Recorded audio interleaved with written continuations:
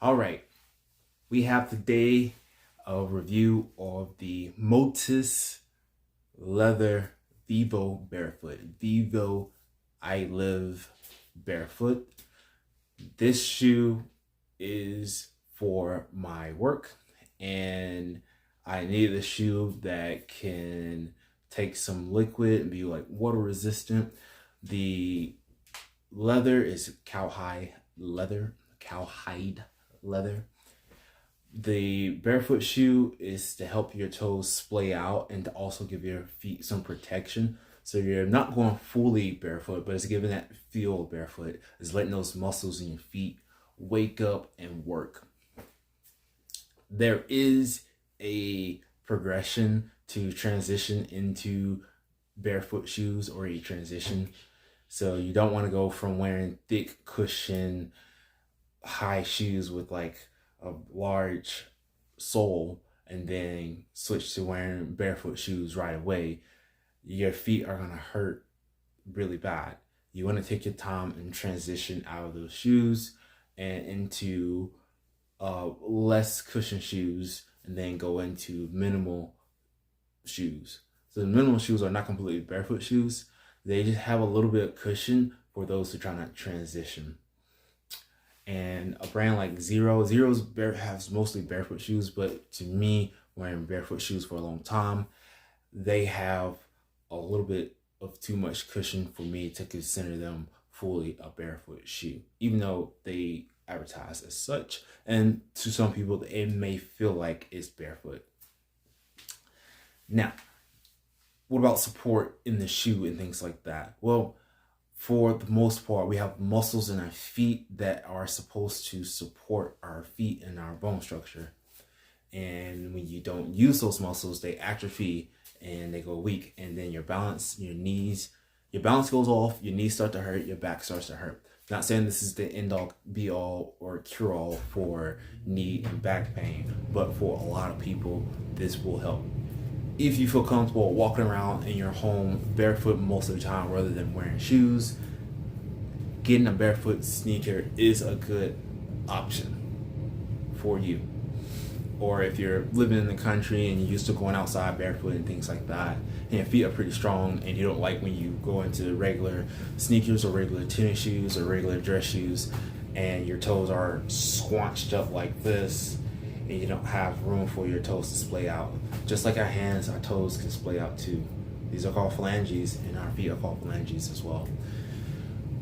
All right, let's get into the shoe, what it looks like. So making this video because I haven't seen a lot of this colorway for this video. So, wife Sampson. Yes.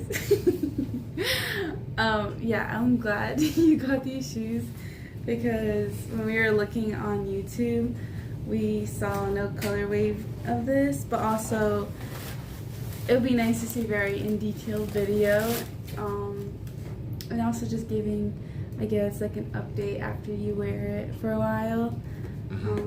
But I also they're really nice. I like them a lot. Yeah. Get some thumbnail action going on. Alright, so this shoe, I'm gonna show you the box actually too. I get people don't always care about the box, but I think it's pretty cool. Very simple in design. It has a V right there for Vivo, and then you can see I was like, box. it's a heart. What are you talking about? Yeah, and then boom, now we're 12. And then here's the bottom of the box. Alright. Nice. Yeah. So Vivobarefoot is on the higher end price shoe brand. They are one of the only companies out there. There are one of the few companies out there that have high price items, but the high price items are actually quality items.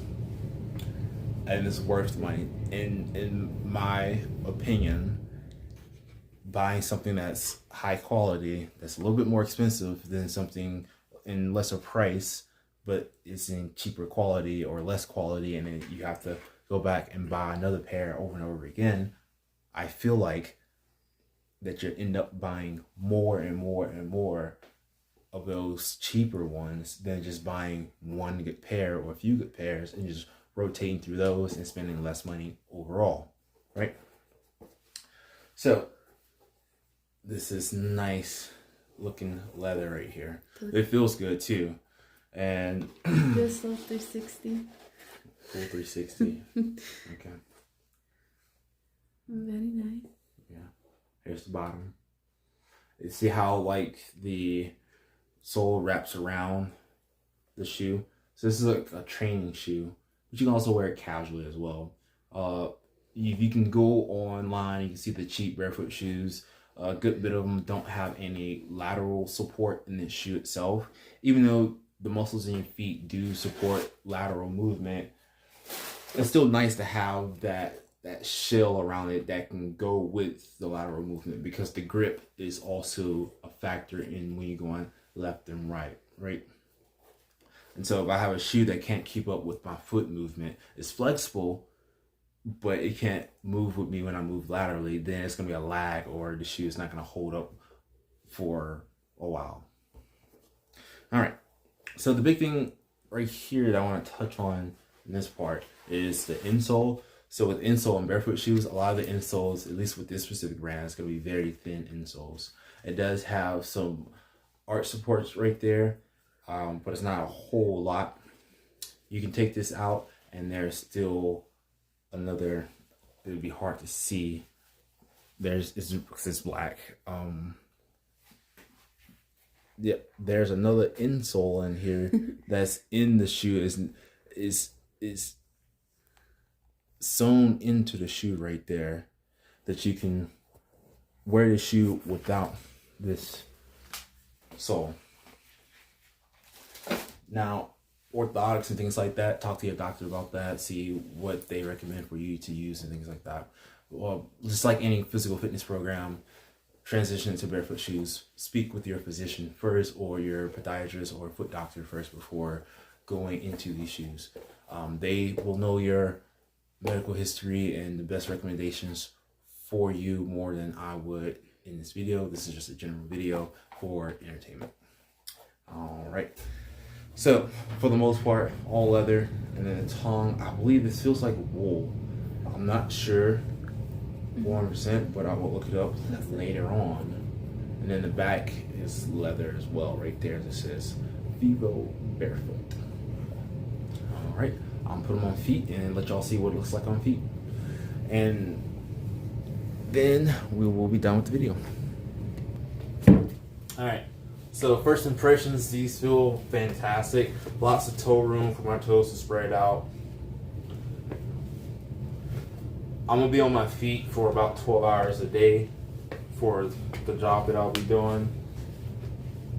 And I'll be doing a good bit of walking. I mean, if you're used to barefoot, they shouldn't, like, do they feel anything off? No, it feels just like I'm walking around barefoot, and that's what I love about barefoot shoes. Yeah. I can... Because you're used to it, right?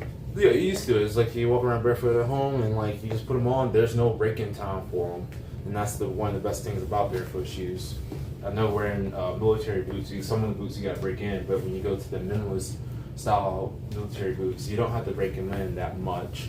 You just walk in them, and they should be following your natural foot shape. So the whole concept of breaking in your shoes goes out the window with barefoot shoes.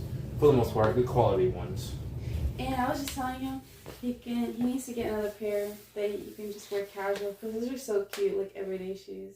Yep. I like them a lot. We're thinking maybe get the white ones next. Yep. So they have a white pair that's leather as well, and then they have a sand pair that's white, but it looks like brown at the bottom. Yeah, I really like them.